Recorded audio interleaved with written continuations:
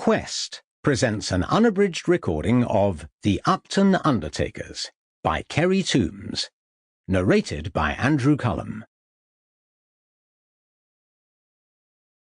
Prologue.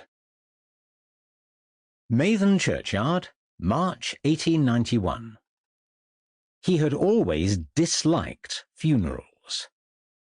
Whether it was the occasion itself, with its degrees of solemnity and finality, or the fact that he would have to converse with comparative strangers, he could not be sure, but he knew that such gatherings had usually been accompanied by cold and rain, and as he stepped down from the carriage and looked up at the threatening sky above, Anthony knew that today would prove no exception to the rule.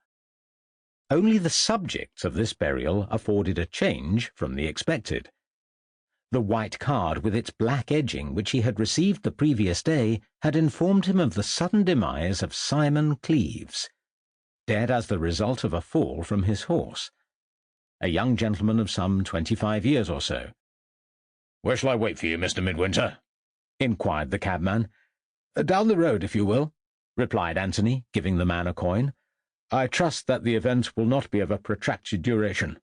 "As you wish, sir. Come along there, boy," replied the man, cracking his whip.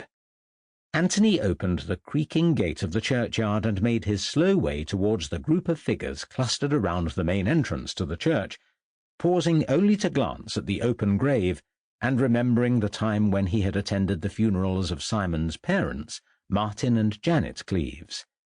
They had each died within 6 months of each other, some 10 or 11 years previously, and Anthony observed that the inscription on their stone was already beginning to show signs of wear.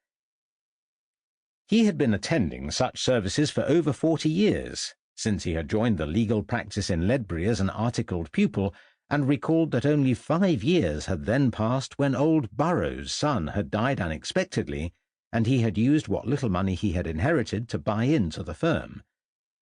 Then, shortly afterwards, Burroughs himself had been called to his maker, and Anthony had found himself the senior and sole partner.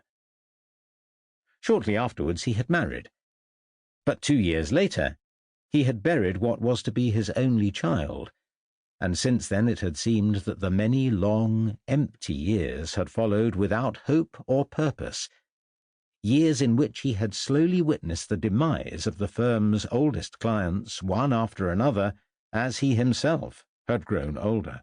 As he drew nearer to the porch, he could hear voices. "What a great tragedy this is, my dear. Simon was sent—" Sample complete. Ready to continue?